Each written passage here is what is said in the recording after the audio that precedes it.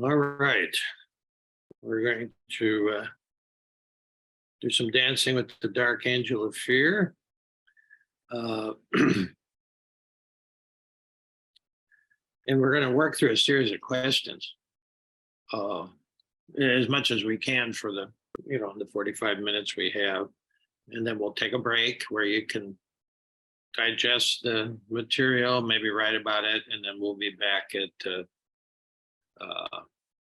in an hour, 15 after, to do a couple more sits, okay, and to do some more practicing with the breath.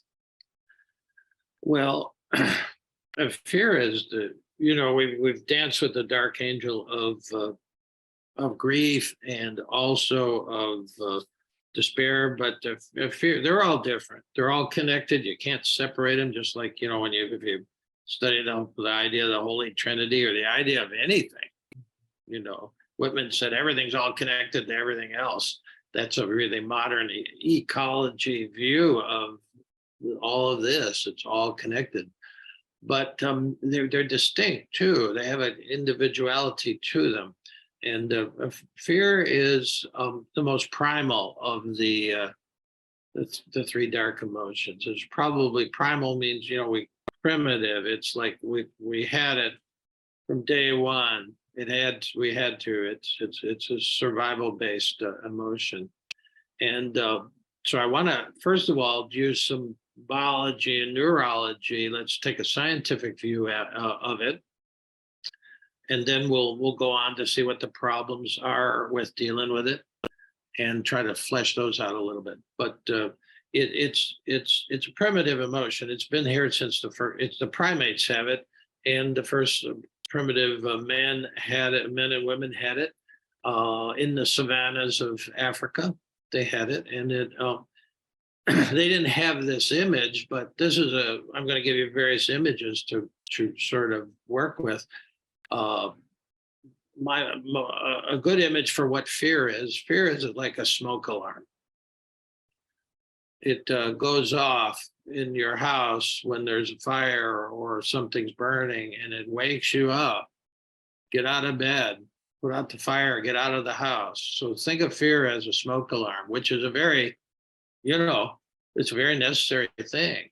Fear is not a mistake, and it's biological. I want to go into the body, what happens so fear's primary thing is it alerts you when life is threatened, your life of the people you're living with. We'll have a couple more sessions tomorrow and then next Sunday as well, and we're going to go on to how the fear is ecological. Even at this time, we're fearing system breakdown. We're fearing planetary threats to life. But for now, we're on the African savannah. Just for a normal early human being up till now, it hasn't changed that much. When fear arises, when something is threatened, your own personal life, let's just work with that, or the life of the small band of people, what happens? Well, it's first of all, if you remember or you read Greenspan, she'll talk about it, that guilt or grief is sort of felt in the chest area, in the lungs. It has something to do with that area of the body. And then when we did despair is sort of a full body kind of feeling of kind of numbness. So where do these things occur in the body? Fear normally occurs in the stomach, which is why we're working with the stomach today. You felt in the pit of the stomach. So what's happening actually biologically when your life is threatened? It can be now. It's not, some animal chasing you or threatening you. Now you get a diagnosis that you've got like stage 2 cancer or something like that. Well, you the experience of feeling it in the pit of your stomach. So what's going on actually? Well, the neurologist will tell us, the guys who have studied the nervous system, And there had been some study of that when the Buddha was around, but they didn't have the machines to look into it. But they did have, ancient Hindus, they had a feeling of uh, extensive view of the nervous system. What really happens in your nervous system when the smoke alarm goes off of fear is um, the sympathetic nervous system triggers. We have a name for it now. The Hindus had a different name for it, but the sympathetic nervous system is triggered. Well, what does that mean? Well, the heart starts pumping more vigorously, blood to all areas of the body, blood to the eyes so you can see better. Okay. To the lungs, so you have more breath. Originally you're running away from something maybe, or you have to fight something. Okay. It's interesting, the stomach, the digestive tract starts to shut down. Very interesting, because that takes a lot of energy, you see, and it's the brilliance of the body and how we evolve. If you got to run or you got to fight, you got to have as much energy as possible. So it shuts down the digestive tract, which takes a lot of energy units. And also, you might be running or fighting or on the road for a long time, and so it's slowing down digestion. Okay, it even triggers the liver. Liver is a place that stores excess energy, so it triggers the liver.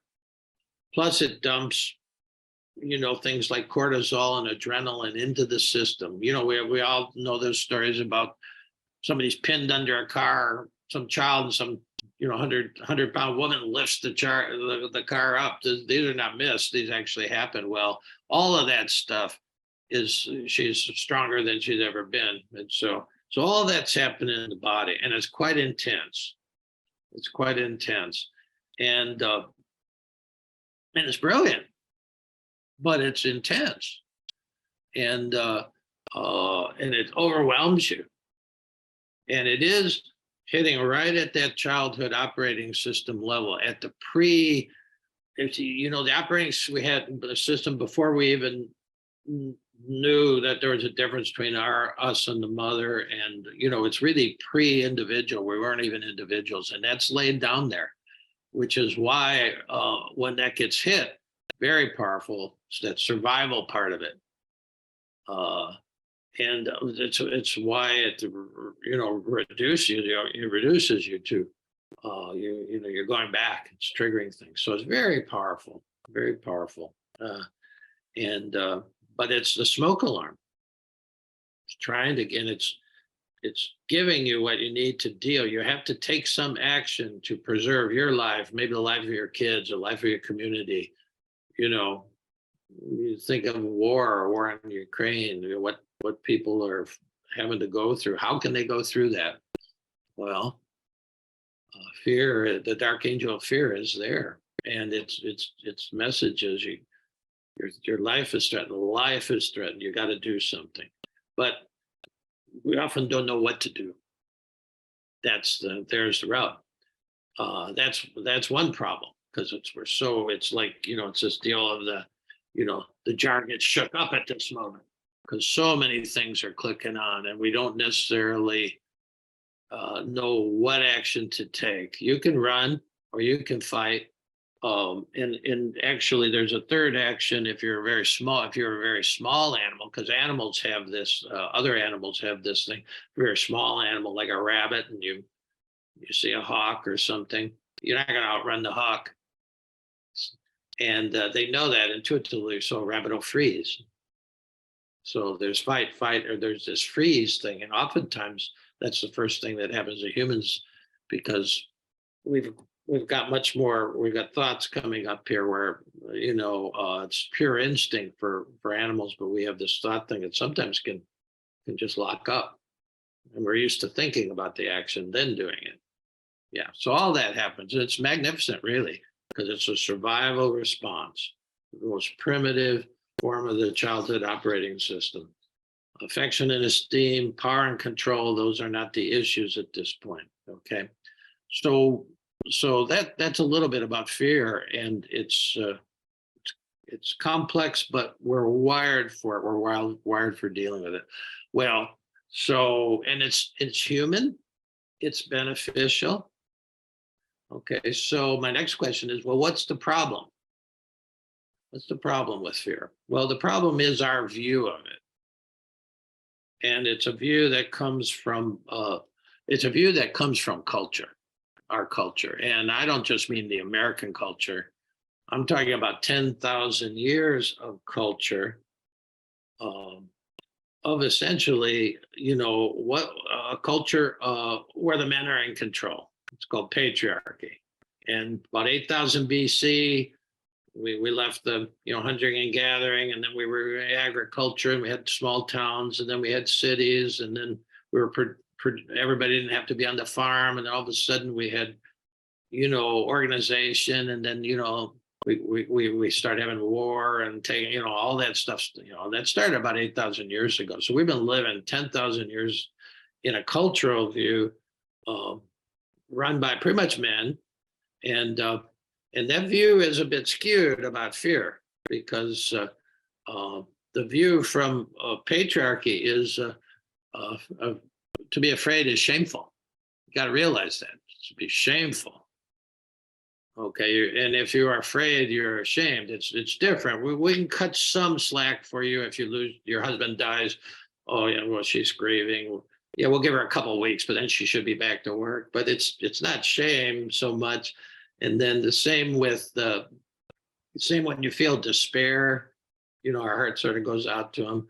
But then after a certain point, there people are doing something wrong. But from fear it's the most shamed of the three emotions.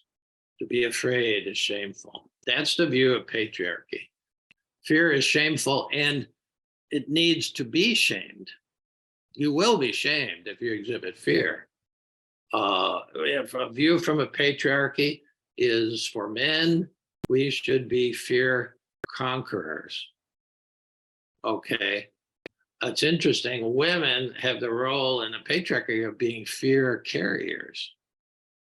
So men are, quintessential man approach to conquer fear is to, organized aggression, to be a warrior.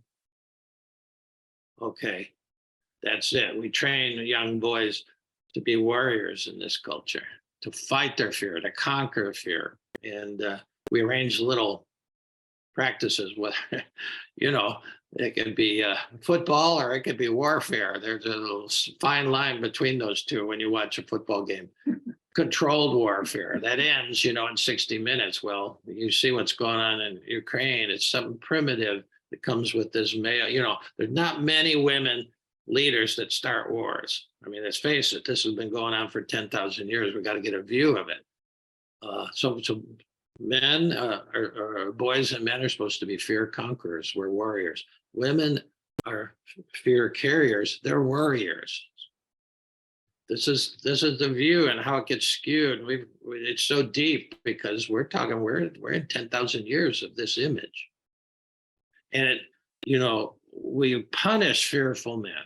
Think about, when you're in warfare.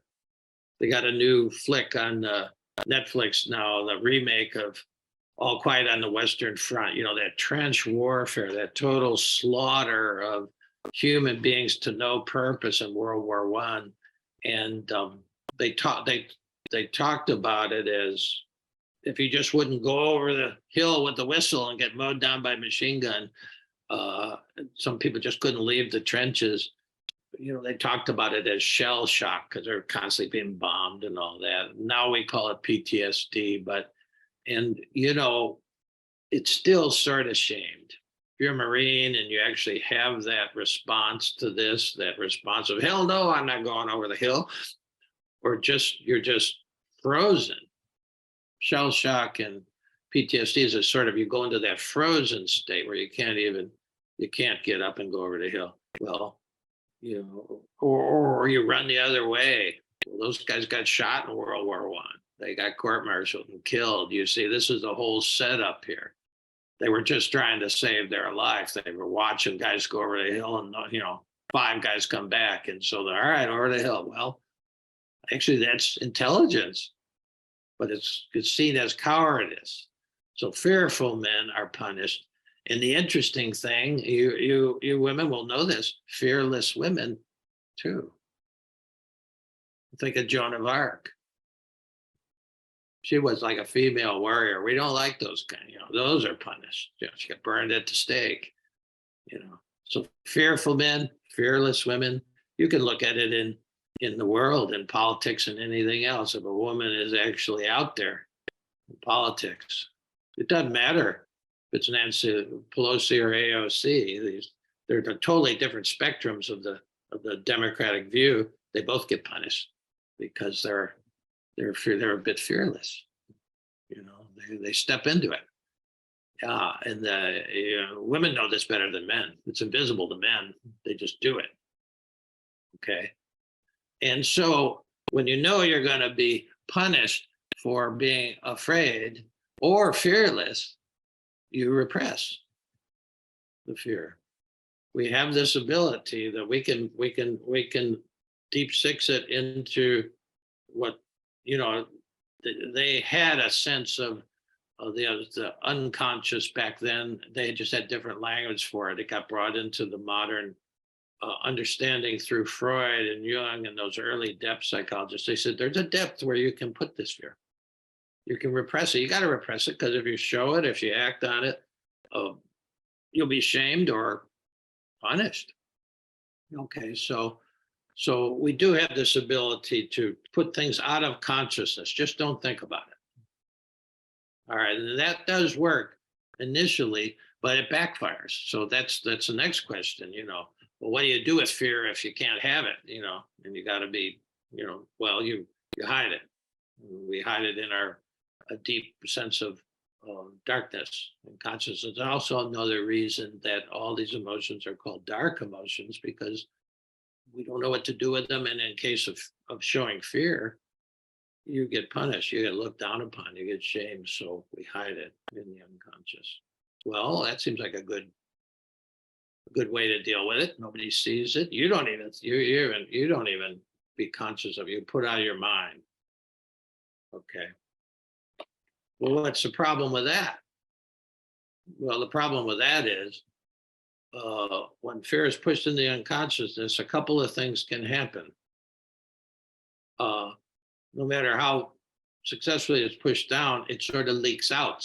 It just inevitably leaks out. There's a problem we have with nuclear waste in these barrels underground. Eventually leaks out. And so if it leaks out, then it becomes, in our experience, oftentimes anxiety. Anxiety disorders in our culture are rampant. There's a much more pervasive treatment for anxiety than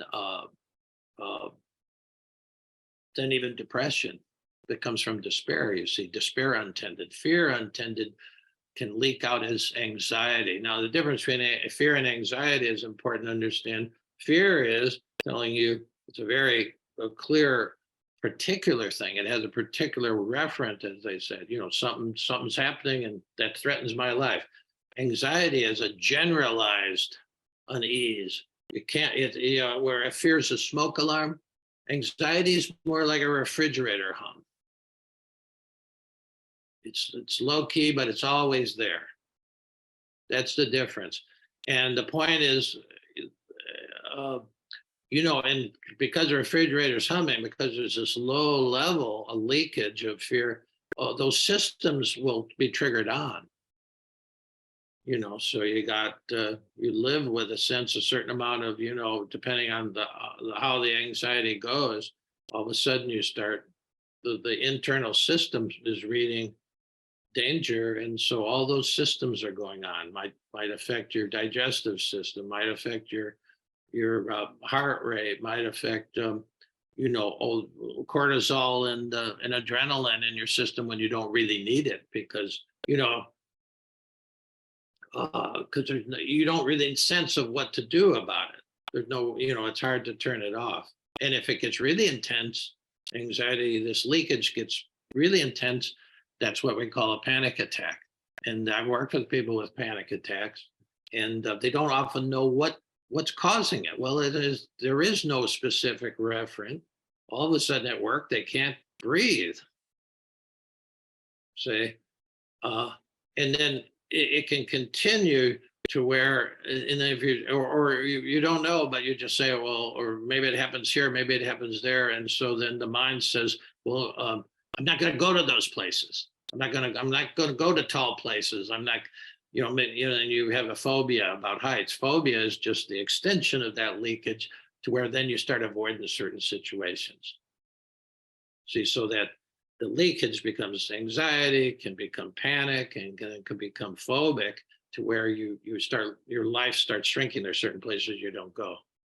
There's people who don't leave their house. Think about that in a life. They're afraid to even go outside. They stay in their house. They're ordering everything in now. So that's one problem, is this leakage thing, because it does leak out with repression. The other thing is it grabs your attention even, more. It's all of a sudden there's an eruption from the unconscious, and that's acting out. And these irrational kind of acting out that happened in our culture. They grab your attention. A guy goes, young guy goes, mows down kids in Uvalde, Texas. And this is all too common. I mean, every day there's a shooting, there's an eruption. Now, it's very interesting how this eruption is gendered. For males in our culture, it's normally we harm somebody else. It looks like warfare. We have weapons of war that 18-year-olds can get in our culture, and it looks like that. So gender has a lot to do with it. Now, if the eruption happens in a female, a lot of times, most of the time, they'll harm themselves. How do they harm themselves? Well, anorexia, bulimia, they have control over their food, and they'll start starving themselves. Cutting in adolescence, girls will cut themselves. It's not rational. In either case, it's not rational. Why are these people mowing these people down? Well, the young boys, they don't know. It's just this. It's fear erupting, and they skip a step that we're going to notice. We're going to have to focus on this step. They skip a step. It's fear acting, and I mean, those kids aren't any threat to the shooter in Uvalde or all these shooters that we have. They're mostly young white guys. And then the women, they'll have eating disorders. They'll cut on themselves. Suicide looks different in the males and females too. It's all gender different. Like in the males, mostly white guys blowing people away. Well, black kids are blowing people away too, but it's in gangs. But it's the same thing. It's the same thing. It just takes different forms. If there's it's gendered, and then there's also other parts of culture that make it, but it's the same thing. It's this irrational violence, which is war too. Why does Putin do what he does? Why do people wage war? It's a kind of irrational violence. He's not going to get what he wants. They never do. It's never happened. See, so that's really interesting to look at how it erupts. So leakage and eruption, this is what we're dealing with. It's what we're dealing with. Okay. So the question then, because that doesn't work. This kind of, and you got to back it up. You got to see the pattern that connects. Why do we repress it? Well, we're not taught that it's actually okay to feel it. It's actually beneficial when something threatens you to get to what it is and to take what they call right action. That's one of the eightfold path, where you take right action, correct action to solve the problem. Well, it all gets balled up because we live in a culture, and this is not just American culture, it's really human culture for the last 10,000 years, because it's in the Mideast too. It's in Asia, but to a lesser extent. But it'll get there eventually as the TV carries this culture uh, all over the world. So, um, so this is a problem. We're seeing it, and this sort of explains it because we don't know what to do with fear, and we've shamed it, and so we repress it. That's a big picture, and then leaks or erupts an irrational thing. I mean, why did I was working with a young girl who was a cutter at one point, and I said, "Why do you harm yourself?" Before I really understood this whole thing, so I just wanted to know, why are you cutting on yourself? She said, "I don't know. Somehow it releases something." Interesting. Interesting how the gender thing figures into it. So then the question that really we want to get to is, how do you, this is toxic anger, you see. This is how things toxify. They're untended grief toxifies, okay, into grudges, blame, all those long-standing things, because they've had losses and they haven't transformed them. And so, Sunnis and Shias, Southerners and Northerners, Northern Ireland, Protestants and Catholics, it'll toxify. There's loss, here's the world, beautiful and terrible things happen. Okay. But if you don't transform them, it'll toxify. And so from grief on things,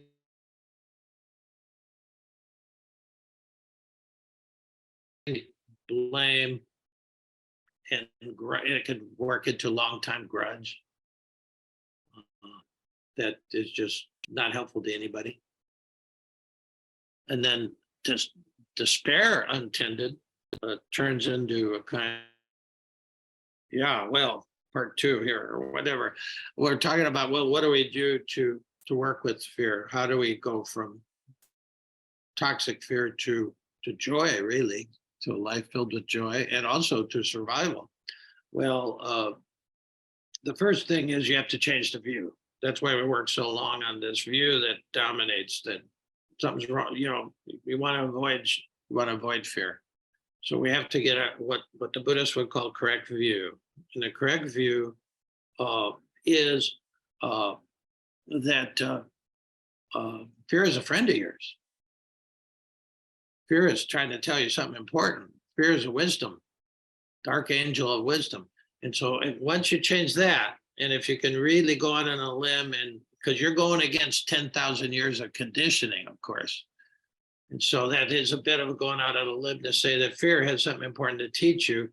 And then, but you have to feel the fear fully in the body to get that wisdom. That's asking, that's quite an ask. But at least that's how you got to, if you don't change your view, you wouldn't even be here. Okay.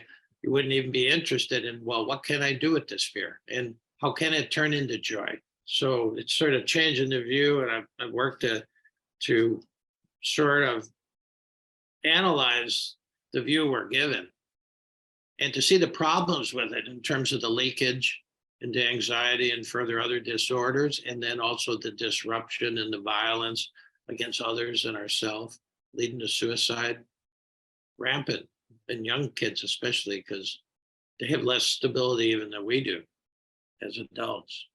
Okay. So you have to change the view and then say, well, if, you're going out on a limb here when you say, well, if I could really fully feel the fear with some skill, it would transform even this toxic fear that's been there for decades, maybe, then we could actually transform that into joy, into a better life, something that's more of a flourishing life. And then maybe we could detoxify all these grudges and these oppositions and, the hatreds, and maybe that could all happen. So if you're going to get to that point, and then where Greenspan comes in, she says, well, you heal by going through the dark emotions. So then we say, well, all right, I've got to learn a way, which is what proper meditation is about. It's about giving you some skillful practice to where you can actually feel fear in the body and then work with it. Okay. So that's key for starting it. And then if you're considering, all right, maybe fear is a friend of mine. Well, just maybe. Still, we have the problem of the extremity of fear. Fear is powerful, so powerful it scares the ego. Really, ego wants to repress anything that seems more powerful than itself, and that's fear. So the key kind of master aptitude, I call it the master aptitude for actually working with all these things, but especially fear. Master aptitude is called affect tolerance. The affect is what we call emotions. The affective parts are something that, affect. And so affect tolerance. How can I tolerate this very powerful thing enough to be able to work with it rather than just trying to get rid of it right away? Hide it. Okay. And so affect tolerance is sort of the master technique for working with all emotions. And which is why you train in mindful breathing at first, because mindful breathing starts to take the edge off the fear. We use other things to take the edge off the fear. We drink, we use drugs. TV is a hell of a drug. Cable TV. We try to take the edge off of there, but then it also takes fear out of the body. See, so how can we keep fear in the body, but then use the body to actually soothe it enough that it's workable? Because if when it first comes upon you, it's not workable. And so breathing, mindful breathing. It was the Buddha's first sutra was on the Sutra of Mindful for breathing. And so that's why we practice it, and we're going to practice it again when we come back. There's all kinds of levels of doing the breath. There's the basic level that we practice. We're going to practice a little bit the next level of it when we come back to at quarter after. But there's what I call DEFCON 1, DEFCON 2, DEFCON 3, DEFCON 4, because sometimes fear comes in as nuclear, and just the mindful breathing that we practice, it doesn't seem to have any effect. It's just like in childbirth, when you're doing Lamaze, there's different kinds of breathing. There's a normal breathing, there's mindful breathing when the contractions start, but then when you go into transition, that kind of breathing doesn't work. My wife and Pam and I were there with our first kid because we got into Lamaze late, and Erin came early, and so the breathing was fine. We had her thing; a little mandala she could look at. She did the breathing, rode those contractions, and then all of a sudden the breathing didn't work. And she says, "Wow!" She was just blown away. And she said, "What was that?" And I. Flipping the book, it was like comical. I said, "I think you're in transition." And she said, "Well, what's that?" I said, "Well, it's when the first breathing thing doesn't work anymore." Yeah, then if we had been to class, we'd learn a different kind of breathing. So I'm going to show you a second level breathing when we get together. And then there's a third level you can go to, depending on the impact, depending on the power of the emotion that's hitting you. We're talking about fear, which is the most powerful. So you got to have different levels of this practice, but it's all using the breath and using your own body. We're going to make one slight change when we come back, and I'm going to do the same basic breathing technique with you, but we're going to add a different just one little thing that'll make it a little deeper. We're going to do all the breathing through the nose as we were doing in breath, but on the out breath, we're going to go through the mouth, purse lips. And why is that the next level? Well, it just is. There's something about it.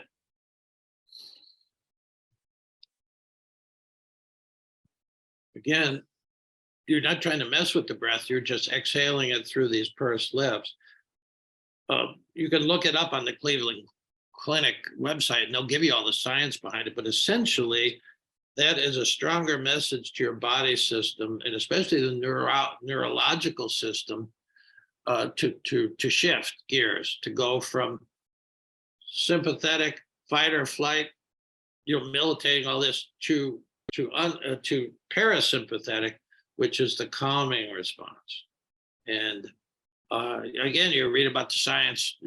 Probably, it's definitely on the Cleveland Clinic where they talk about pursed lip breathing, and that's also what you learn in Lamaze. Okay, that it's just a little heavier thing, and it just does give you more the ability to really flip that switch, and it balances you back out, because this fight or flight extreme thing is helpful, but if it goes on too long, especially when there's you can't even figure out what to do about it, and then if that's running always at a low grade, it's like having a pot on the stove on simmer with anxiety, and then eventually maybe it escalates to panic, because basically you're still running on that sympathetic nervous system, you see. So we'll experience that doing about the same amount of time, same kind of guidance, but just changing it just a little bit, to where you exhale and you feel it going out through the pursed lips. Okay. And then we'll actually talk about, well, what if that doesn't work? Well, there's a couple other levels we'll talk about, and we're going to continue this tomorrow. So, but there are other levels of working with the breath, true. Okay, but we're gonna just change it a little bit when we come back. So let's take a little break. We'll come back at maybe 20 after, so you can have a few minutes to just jot or compose or just breathe, and then we'll start again at 20 after. Okay. Thanks for hanging in there. Thanks, Cheryl, for and all of you for just sort of surfing with it. Okay, we'll see you at 20 after.